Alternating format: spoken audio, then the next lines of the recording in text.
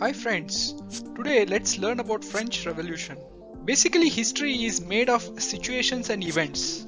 Basically, there will be a situation which will give rise to an event, which will lead it into another situation, which will give rise to another event, and so on and so forth. So, the situation we need to describe is the situation what was there in France before the revolution. So, there were three estates. The estates are nothing but a class of people. The first estate was the church, all the people who belong to the church. The second estate was all the people who belong to king and his family. And the third estate was business owners, workers, and laborers, etc. Okay, and before French Revolution, only the third estate, that is the business owners and workers, paid taxes. Okay, so the third estate paid tax called TITHE, teeth, to church, and TAILLE, tally, to the king, and they also paid indirect taxes on goods. Okay, and the population had grown from 23 million in 1715 to about 28 million in 1789. There was a severe shortage of food and the costs were rising because of the population increase, and also only the third estate was paying taxes, the church and king were enjoying, so this made common people very angry and unhappy. Louis XVI becomes the king of France in 1774, right? So you can see his picture there, and he notices that the treasury, which is King's Bank, is empty because of war with Britain to free America. Okay, so to refill the treasury, the king increases taxes on people. Okay, more taxes on people make people very angry as they were already burdened. 14 July 1789, 7,000 common angry people went and destroyed a fort called Bastille.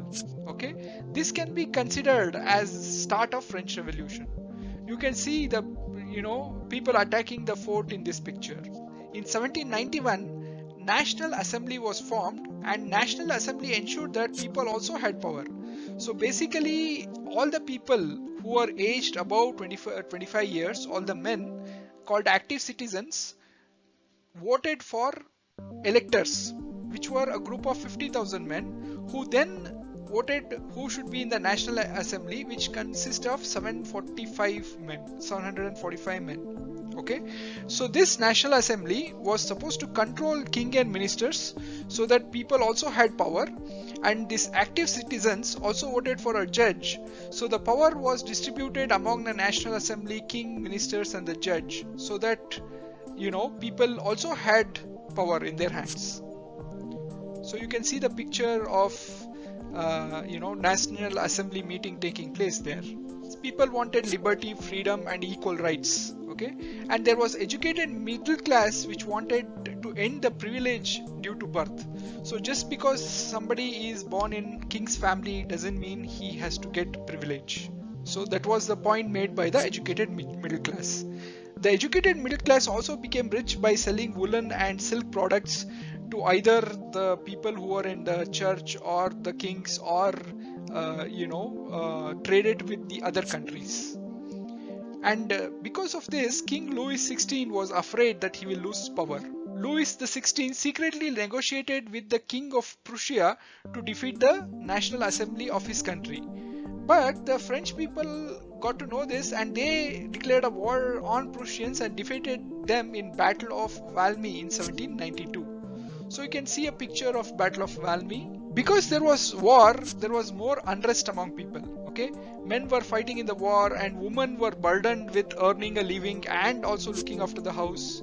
Okay, because of this, political clubs started getting formed.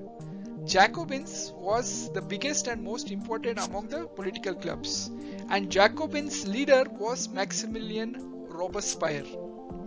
You can see a picture of Maximilien Robespierre there, and you can also see how the common people used to dress up with stripes, pants, and a red hat, indicating that they were revolting against atrocities of the king and the church. In 1792, August 10, many Parisians, the common people of Paris, stormed into Palace of Tuileries and captured the king.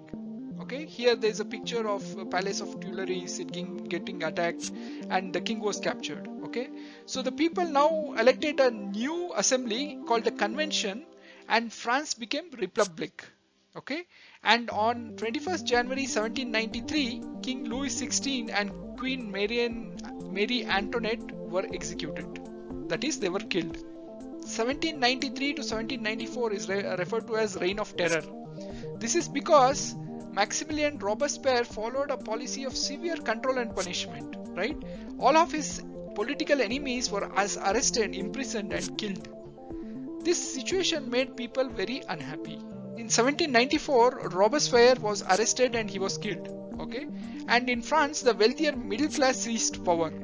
The wealthier middle class created two new legislative councils which elected a group of 5 members called the Directory. And the Directory ruled France for some time. Okay? But people in Directory often disagreed with each other and clashed with each other. There was political instability and people again were not happy. Okay? Rise to a military dictator by name Napoleon Bonaparte, and he seized power. There is a picture of Napoleon crossing the Alps. Okay, and Napoleon won battles against Spain, Austria, Prussia and expanded the French Empire, which came to be known as Napoleonic Wars. And you can see the map of French Empire, which in purple is the French Empire, and in the blue are the states which France actually made its conquered and made its states, which includes Spain and a little bit of Italy and middle part, and neighboring empires were Austrian Empire, the Ottoman Empire and so on and so forth. 1815 June, a group of European nations waged a war against Napoleon, and in the Battle of Waterloo, Napoleon Bonaparte was defeated. Okay, so these are the events of the French Revolution, friends. Hope you enjoyed. Thank you. We have thoroughly studied, digested, thought about and simplified the concepts for you. So please like, share and subscribe.